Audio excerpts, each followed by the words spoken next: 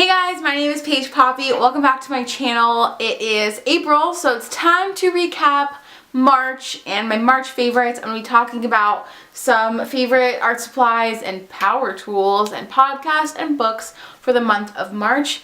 And I like to say that I hope I look mildly presentable today. It was a rainy day and that's always a struggle, don't you agree? March was a crazy month for me. I had a spring break trip, multiple spring break trips. I didn't have any finals, so I went home to Arizona for a week.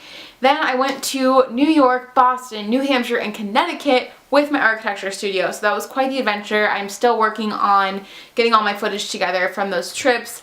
And then I went back to Arizona for a couple of days. It's always nice to see my family and my boyfriend and get some sunshine after all of that snow. I don't know how East Coasters do it. I'm sorry, but California and Arizona win in my book. And then this past week, I just started my first week of spring quarter, which is my last quarter of college. Like, I can't even believe I'm saying that. Still getting in the swing of things, but I definitely need to finish strong and then graduate in June, which is blowing my mind. But anyway, enough about those life updates. Let's get into my favorite things this month. And I want to start with something I've had for a while. I got this baby for Christmas, the Dremel. And this was like my big Christmas present this year. Hell yeah, if you want to give me power tools for Christmas, please do. This is what my parents got me and I was so stoked. And the reason I wanted this is because sanding skateboards with a standard, I have a Makita one. It's just like the flat sander. It's great for like sanding surfaces, but I want to sand the edges of a skateboard. It's really difficult to do that with like a flat sander and you have to sit there for hours. So my parents gave me this and mine's always covered in sawdust, but this is the Dremel and it has the sanding bit on top and you just run this over the edges and the little bit spins super fast and like it cuts my sanding time and it takes me like a quarter of the time to do it, so it's insane. And it also has a lot of other cool tools, like it can route out wood, it can like sand other things. I think you can even work with metal if you buy certain tips. So basically it's like a very versatile tool. I follow like a company on Instagram that makes sunglasses out of wood and they use the Dremel. So I love this. I'm so excited about it and I know it's going to be something I will use in the future, even if not for skateboards, but for like little projects. And I actually made like an iPhone stand with it. So it's really cool just to have a collection. I'm building my power tool collection. I now have a DeWalt drill, my Makita sander, and my Dremel. So, yay. I need to keep track of the time so I'm not late to class. So I had something that I rediscovered this month of favorites, and I wanted to mention this because the last video I posted was a video all about watercolor supplies I recommend if you're a beginner, and I like don't know how I forgot this. I have this awesome Moleskine sketchbook that is watercolor paper and it's beautiful. Like it really takes the paint really well. This is the sketchbook I used when I was in Copenhagen for a while and I haven't touched it, and I like just bought this big one, but like I love this small one too. So I wanted to include this because it's a new favorite for me and also for you. If you want something more compact for a watercolor sketchbook, totally recommend this one. And I do think it's like pretty affordable for the amount of paper you get. I'm not sure of the price right this second. I actually have a hard time talking about prices for watercolor supplies because I purchased a lot of mine in Europe and then I have to convert the numbers and I never can remember what I paid for them.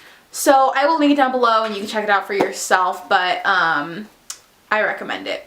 You guys know I love me some washi tape. Who doesn't, honestly? And for a while, I only had one. I had this blue polka dot one from the dollar section at Target because it was very affordable, and washi tape can be way too expensive in my opinion.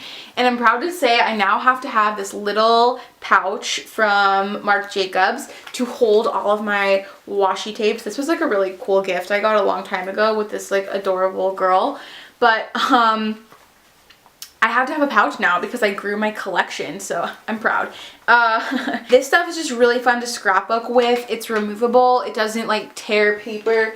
You can even stick it on a wall like this and you can stick photos onto your wall like I have like that. you can stick that on there. And so they're very cool, and my mom knows I like these now as well, so she picked me up 3 of them from Anthropologie that were on clearance, a green and blue stripe, and then an orange and light orange stripe, and then a solid green. So I love these, and they have a lot of tape on them. And I will be filming a haul of new like cool crafty sticker supplies and stuff I got, but like I'll just include these because I'm obsessed and I might as well talk about them twice. I found Kate Spade washi tape at TJ Maxx. My mind is blown. I looked online. These are normally $12 and I got them for $3. So of course I bought both of the ones. They only had 2, but it's super wide. There's a lot of tape on here. I never see wide washi tapes, especially for that price, because they're like $3 even at Target. So to find these, I was just like obsessed with them. And as I said, I went to New York recently. I picked up some fun notebooks, of course, my obsession, and I got some other things, but I thought I would share this one because it's very cool. I just got a Keith Haring shirt at Urban Outfitters, who is an artist I really like, but then I saw this one in New York, so I was like, I'm just gonna get 2. Maybe it'll be a collection.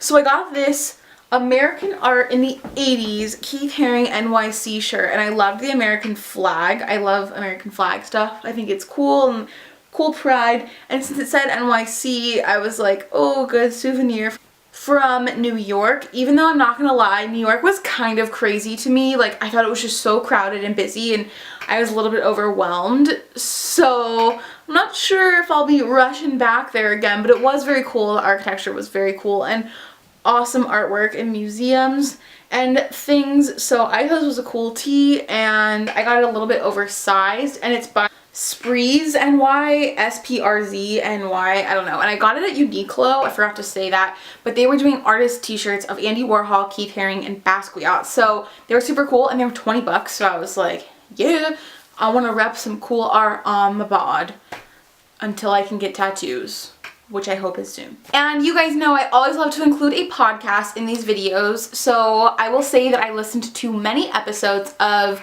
Elise Joy's podcast, and her podcast is called Elise Gets Crafty. She did like a whole season of it, and then she stopped for a while, and it's back. And I had never listened to any of it, so now I've been listening to both seasons, and I love that she has this like sorted list of different topics, so you can go in and pick what is applicable to you. There's all kinds of topics about selling art, blogging, you know, a lot of creative entrepreneurship stuff, which I'm always interested in, and I think you guys are interested in as well, and I love sharing with you, so I will link her below. Just love that. And I always love listening to podcasts while I paint because I can't read, and listening to videos is good too, but I like just getting like some juicy good information in podcast form. And before my camera dies, I will quickly also add that I'm obsessed with this book right now, Daring and Disruptive by Lisa Messenger. Haven't finished it yet, but I will probably include a review in a future video, and I might even do a whole video about it because damn, this thing is inspirational. And like after I read it, I went and started journaling, and I never journal because I'm just not a journaler, but I'll share more about it. And if you're not already, please subscribe to my channel, join in on the creative fun here. And big news, I'm working on a new website, paigepoppe.com. So if you'd like to know when that releases and get early access to everything I'm offering, I'll put a link below. studioskateco.com/sign up is where you can add your email address. That's my current website, and it'll let you know when the new one goes live. So until my next video, I'm sending you guys positive and creative vibes your way, and I will see you in my next one. Bye. Love you guys. Bye.